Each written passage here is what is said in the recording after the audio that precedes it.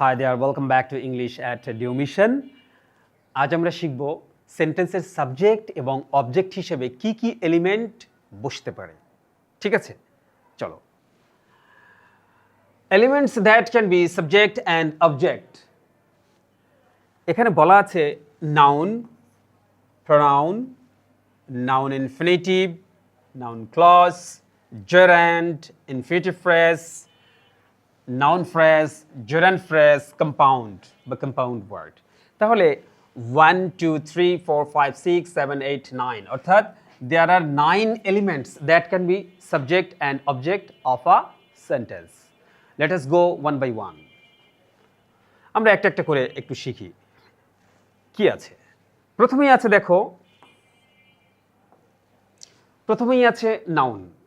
Noun is a naming word of a place, of a person, of a thing, of a quality, etc. যেমন music Hales দি soul, এখানে মিউজিকটা কিন্তু subject হিসেবে বসেছে। তাহলে মিউজিকটা কি? সঙ্গীত, গান। তাহলে মিউজিক ইজ এ নাউন।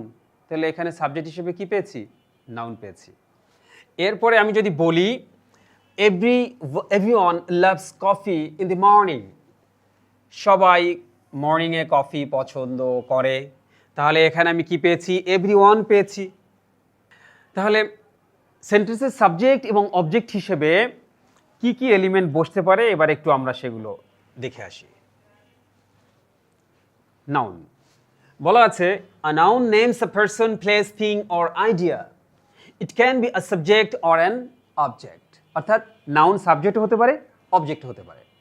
এখন ছোট্ট করে বলে রাখি, ভার্বের আগে হু এবং হোয়াট দিয়ে প্রশ্ন করলে আমরা সবসময় সাবজেক্ট পাবো, আর ভার্বের পরে হুম এবং হোয়াট দিয়ে প্রশ্ন করলে সবসময় আমরা অবজেক্ট পাবো। দ্যাটস ইট, ওকে। যেমন মিউজিক হিলস দি সোল, আমি যদি বলি এই ভার্বের আগে এখানে আমি হোয়াট যুক্ত করে প্রশ্ন করি, হোয়াট হিলস দি সোল, সোলটাকে শুদ্ধ করে, পরিশুদ্ধ করে কে? মিউজিক। শান্ত করে কে? মিউজিক। তাহলে মিউজিক এখানে সাবজেক্ট, যে এই হিলসকে গাইড করছে, অর্থাৎ হিলস হচ্ছে ভার্ব, তাহলে ভার্বের পূর্বে বসছে, তাহলে মিউজিক হচ্ছে এখানে সাবজেক্ট, যেটি একটা নাউন। আবার এভরিওয়ান লাভস কফি, এই এভরিওয়ান হচ্ছে সাবজেক্ট আর এই লাভসটা হচ্ছে ভার্ব। ভার্বের পরে যদি আমি হট বা হোম দিয়ে প্রশ্ন করে দেখি তাহলে যা উত্তর পাবো তাই হচ্ছে অবজেক্ট। আমি যদি প্রশ্ন করি লাভস হোয়াট, উত্তর হচ্ছে কি? কফি। তাহলে কফিটা হচ্ছে একটা নাউন, যেটা এখানে আমার অবজেক্ট। তাহলে সেন্টেন্সের সাবজেক্ট এবং অবজেক্ট হিসেবে কি বসতে পারে? এখানে মিউজিকটা হচ্ছে সাবজেক্ট, তাহলে সাবজেক্ট হিসেবে নাউন বসতে পারে, অবজেক্ট হিসেবেও নাউন বসতে পারে। ঠিক আছে। সেকেন্ড যেটা বলবো সেটা হচ্ছে নাউন ফ্রেজ। একটি শব্দ হলে নাউন, যেটা দ্বারা কোনো নাম প্রকাশ করা হয়, আর একাধিক শব্দ যদি একত্রে বসে নাউনের মতো কাজ করে, সেটা দুটো হতে পারে, তিনটা হতে পারে, চারটা, পাঁচটা হতে পারে, তাহলে সেটা হচ্ছে কি? Noun phrase. যেমন the little cat with blue eyes is sleeping. এখানে সাবজেক্টকে, এই সাবজেক্ট হচ্ছে the little cat with blue eyes। এখানে the little cat with blue eyes সব মিলে কিন্তু ইজ ভার্বের সাবজেক্ট বসে, সাবজেক্ট হিসেবে বসেছে। এখানে কিন্তু অনেকগুলো শব্দ, তার মানে এটা নাউন ফ্রেজ হয়ে গেছে। আবার যদি বলি I bought a box of dark chocolates, আমি যদি এটাকে বলি আই বট, আমি কিনেছিলাম, এটা হচ্ছে ভার্ব। তাহলে আই বট হোয়াট, আনসার কিন্তু আসবে কি? আ বক্স অফ ডার্ক চকলেটস। তাহলে এটা কিন্তু আমার অবজেক্ট, অর্থাৎ ভার্বের পরে হুম বা হোয়াট দিয়ে প্রশ্ন করলে যে উত্তর পাবো তাই আমার অবজেক্ট। আর যদি সেক্ষেত্রে আমরা একাধিক শব্দ পেয়ে যাই তাহলে সেটা নাউন ফ্রেজ। ঠিক আছে। তাহলে the little cat with blue eyes noun phrase subject হিসেবে বসছে, আর a box of dark chocolate object হিসেবে বসছে। ঠিক আছে। নেক্সট আমরা যদি এবার দেখি যে নাউন ক্লজ, এটা একটু টাফ জিনিস। ক্লজ হচ্ছে বাক্যের একটা অংশ যেখানে একটা সাবজেক্ট, একটা ভার্ব অ্যাটলিস্ট থাকবে। তো আমরা এতটুকু জেনে রাখি, ক্লজ হচ্ছে কি? বাক্যের একটা খণ্ডিত অংশ যেটা সাবজেক্ট হিসেবে বসতে পারে। যদি সাবজেক্ট হিসেবে সেটা বসে তাহলে আমরা তাকে নাউন ক্লজ বলবো। যদি অবজেক্ট হিসেবে সেটা বসে তাহলে তাকে আমরা নাউন ক্লজ বলবো। নাউন ক্লজের যদি সাবজেক্ট হিসেবে বসে তাহলে আমরা তাকে নাউন ক্লজ বলবো, যদি অবজেক্ট হিসেবে বসে আমরা তাকে নাউন ক্লজ বলবো। নাউন ক্লজের শুরুতে অধিকাংশ ক্ষেত্রে একটা রিলেটিভ প্রোনাউন থাকে এবং অবজেক্ট যেভাবে বের করি, সাবজেক্ট যেভাবে বের করি, ভার্বের পূর্বে হু বা হট দিয়ে প্রশ্ন করে সাবজেক্ট বের করি সেভাবেও করা যায়। আর ভার্বের পরে হোয়াট দিয়ে প্রশ্ন করলে যে উত্তর পাওয়া যায় সেটা যদি একটা ক্লজ হয় যেখানে একটা রিলেটিভ প্রোনাউন থাকবে, একটা সাবজেক্ট থাকবে, একটা ভার্ব থাকবে, তাহলে সেটা অবজেক্ট হয়ে যাবে। অর্থাৎ যদি আমি দেখি এখানে what she said surprised everyone, এইখানে কিন্তু দেখো যে হোয়াট শি সেইড এই টোটালটা হচ্ছে সারপ্রাইজড এভরিওয়ান, এই টোটালটা হচ্ছে প্রেডিকেট, ঠিক আছে।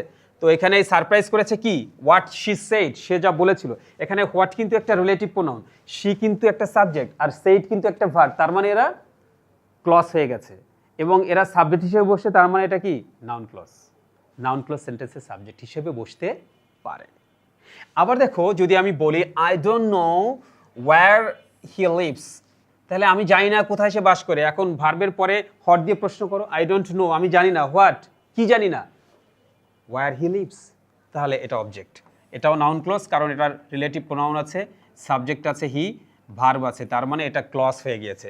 এখানে বসে সাবজেক্ট হিসেবে হোয়াট শি সেইড আর এখানে বসে হোয়ার হি লিভস অবজেক্ট হিসেবে, তাহলে নাউন ক্লজ সেন্টেন্সের সাবজেক্ট এবং অবজেক্ট হিসেবে বসতে পারে। Number 4, that's pronoun. Pronoun is a word that replaces a noun.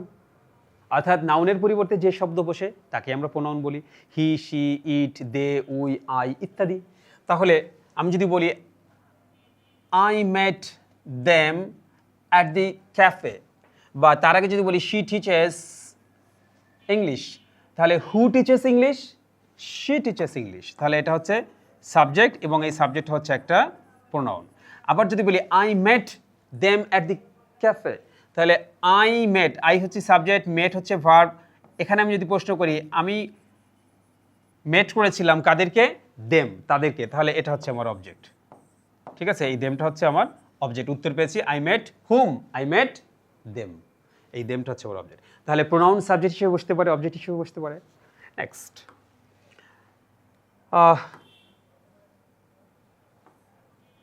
এবার দেখো জুরেন্ট। জুরেন্ট কি, ভার্বের বেস ফর্ম মানে প্রেজেন্ট ফর্মের সাথে আইএনজি যুক্ত হয়ে গঠিত শব্দটি যদি নাউনের মতো কাজ করে তবে তাকে জুরেন্ট বলে। A gerund is the ing form of a verb that works as a noun. অর্থাৎ gerund হচ্ছে ing ফর্ম যুক্ত একটা শব্দ যেটা নাউনের মতো কাজ করে। তাহলে নাউন সাবজেক্ট হয় অবজেক্ট হয়, তাহলে gerund সাবজেক্ট অবজেক্ট হতে পারে। যেমন রিডিং ইমপ্রুভস দি মাইন্ড, এখানে what improves the mind, answer কিন্তু রিডিং, তাহলে রিডিংটা হচ্ছে আমার সাবজেক্ট।